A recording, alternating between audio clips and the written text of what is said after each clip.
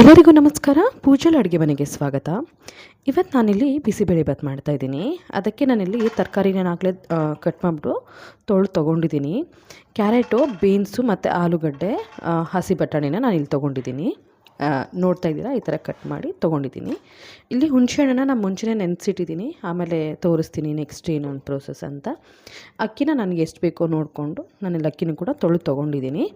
ಇವಾಗ ತರಕಾರಿ ಮತ್ತು ಅಕ್ಕಿನ ಹಾಕ್ಬಿಟ್ಟು ಇದಕ್ಕೊಂದು ಸ್ವಲ್ಪ ಅರಿಶಿನ ಪುಡಿ ಹಾಕಿ ಕುಕ್ಕರ್ ಕೂಗಿಸ್ಕೊಳ್ಳೋಣ. ನಾರ್ಮಲ್ 2 ವಿಷಲ್ ಬಂದರೆ ಸಾಕು.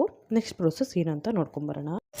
ನೆಕ್ಸ್ಟ್ ಇವಾಗ ನಾನು ಇಲ್ಲಿ ಒಂದು ಸ್ವಲ್ಪ ಕೊತ್ತಂಬರಿ ಸೊಪ್ಪನ್ನು ಕಟ್ ಮಾಡಿ ತೊಗೊಂಡಿದ್ದೀನಿ, ನೋಡ್ತಾ ಇರ್ಬೋದು. ಅದು ಬಿಟ್ಟರೆ ಕರಿಬೇವು, ಇಲ್ಲಿ ಒಣಮೆಣ್ಸಿನ್ಕಾಯಿನ ಈ ಥರ ನಾನು ಅರ್ಧ ಮುರಿದ್ಬಿಟ್ಟು ತೊಗೊಂಡಿದ್ದೀನಿ. ಒಂದು ಸತಿ ಕುಕ್ಕರ್ ಆದಮೇಲೆ ನೆಕ್ಸ್ಟ್ ಪ್ರೋಸೆಸ್ ಏನಂತ ತೋರಿಸ್ಬಿಡ್ತೀನಿ. ಈಗ ನಾನಿಲ್ಲಿ ಹುಣಸೆಹಣ್ಣು ಆಗಲೇ ನೆನೆಸಿದ್ದಲ್ವ, ಸೊ ಅದನ್ನು ಈ ಥರ ಹಿಂಡ್ಕೊಂಡು ರಸ ತೊಗೊಂಡು ಇಟ್ಕೊಂಡಿದ್ದೀನಿ. ಅದಕ್ಕೆ ಒಂದು ಸ್ವಲ್ಪ ಬೆಲ್ಲ ಹಾಕ್ಬಿಟ್ಟು ಕುದಿಲಿಕ್ಕೆ ಇಡ್ತಾಯಿದ್ದೀನಿ. ಅಂದರೆ ಹುಣಸೆಹಣ್ಣಿಗೆ ನೋಡಿಕೊಂಡು ಬೆಲ್ಲ ಎಷ್ಟು ಬೇಕಾಗುತ್ತೋ ಅಷ್ಟು ಬೆಲ್ಲನ ನಾನು ಹಾಕಿ ಕುದಿಲಿಕ್ಕೆ ಇಡ್ತಾಯಿದ್ದೀನಿ. ಏನಕ್ಕಂದರೆ ಹುಣಸೆಹಣ್ಣು ಹಾಕಿದ ಮೇಲೆ ಬೆಲ್ಲ ಹಾಕಲೇಬೇಕು, ಯಾಕಂದರೆ ಹುಳಿ ಇರುತ್ತಲ್ವ. ಸೊ ಹಾಗಾಗಿ ಇದು ನಾನಿಲ್ಲಿ ಹಾಕ್ತಾ ಇರೋದು ಮೆಲ್ಟೆಡ್ ಹಾಕ್ತಾಯಿದ್ದೀನಿ, ಅಂದರೆ ಕರಗಿಸಿರೋ ಅಂಥ ಬೆಲ್ಲನ ಇಲ್ಲಿ ಹಾಕ್ತಾಯಿದ್ದೀನಿ. ನಾರ್ಮಲ್ ಬೆಲ್ಲನ ನಾವು ಕುಟ್ಟಿ ಕೂಡ ಹಾಕ್ಕೋಬೋದು.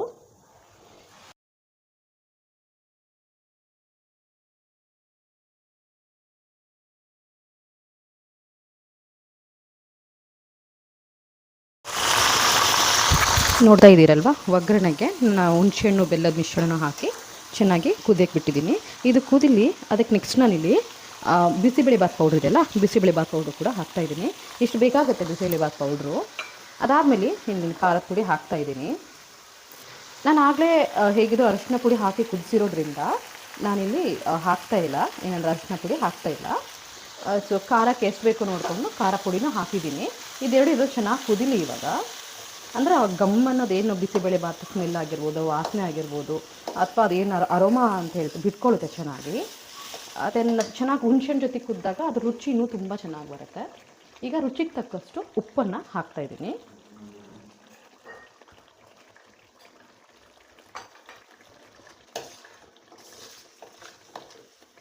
ಇದು ಕುದೀತಾ ಇದೆ ಅಲ್ವ ಇವಾಗ. ಈಗ ಬೇಯಿಸಿಟ್ಕೊಂಡ್ರಂಥ ಕುಕ್ಕರ್ನ ಹಾಕ್ಕೊಂಡ್ಬಿಡೋಣ. ಇಲ್ಲಿ ಆಗಲೇ ಹುಣಸೆಹಣ್ಣು ಮತ್ತು ಬೆಲ್ಲ ಚೆನ್ನಾಗಿ ಕುದೀತಾ ಇದೆ. ಅದನ್ನು ಇಲ್ಲಿ ಒಗ್ಗರಣೆಗೆ ಹಾಕ್ಕೊಂಡು ಇಲ್ಲಿ ಒಂದು ಸತಿ ಚೆನ್ನಾಗಿ ಕುದ್ದ ಮೇಲೆ ನಾವು ಕುಕ್ಕರ್ ಏನು ಬೇಯಿಸ್ಕೊಂಡಿದ್ವಲ್ಲ ಅದನ್ನು ಹಾಕಿ ಮಿಕ್ಸ್ ಮಾಡ್ಕೊಳ್ಳೋಣ. ನೆಕ್ಸ್ಟ್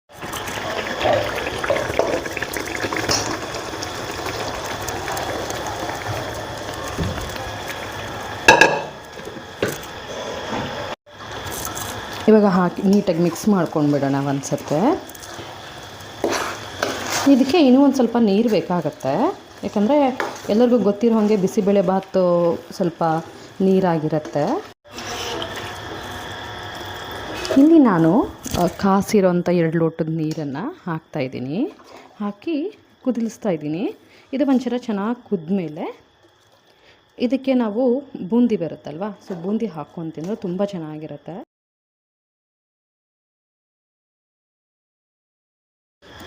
ಇವಾಗ ಇಷ್ಟ ಇದು ಕೊತ್ತಂಬರಿ ಸೊಪ್ಪು ಹಾಕಿದ್ದೀನಲ್ಲ, ನೀಟಾಗಿ ಮಿಕ್ಸ್ ಮಾಡಿಕೊಂಡು ಒಂದು 5 ನಿಮಿಷ ಕುದಿಲಿಕ್ಕೆ ಬಿಟ್ಟರೆ ಮುಗೀತಿದ್ರದ್ದು, ಏನಿಲ್ಲ. ನೀವು ಕೂಡ ನಿಮ್ಮ ಮನೆಯಲ್ಲಿ ಇದೇ ಥರ ಮಾಡ್ಕೊಳ್ಳಿ ಅಂತ ಹೇಳ್ತೀನಿ. ಅಂದರೆ ಇದೇ 3-4 ಥರ ಮಾಡ್ತಾರೆ ಬಿಸಿಬೇಳೆಭಾತ್. ಆ್ಯಕ್ಚುಲಿ ನಾನು ಹೇಳಿದ್ನಲ್ಲ, ಇದಕ್ಕೆ ನಮ್ಮ ಮನೆಯಲ್ಲಿ ಕೆಲವರು ಶೇಂಗಾ ತಿಂತಾರೆ, ಶೇಂಗಾ ಬೀಜ ಹಾಕ್ತೀನಿ. ಅಂದರೆ ಕುಕ್ಕರ್ಗೆ ಹಾಕುವಾಗ ಶೇಂಗಾ ಬೀಜ ಹಾಕಿದ್ರೆ ಅದು ಒಂಥರ ರುಚಿ ಆಗುತ್ತೆ.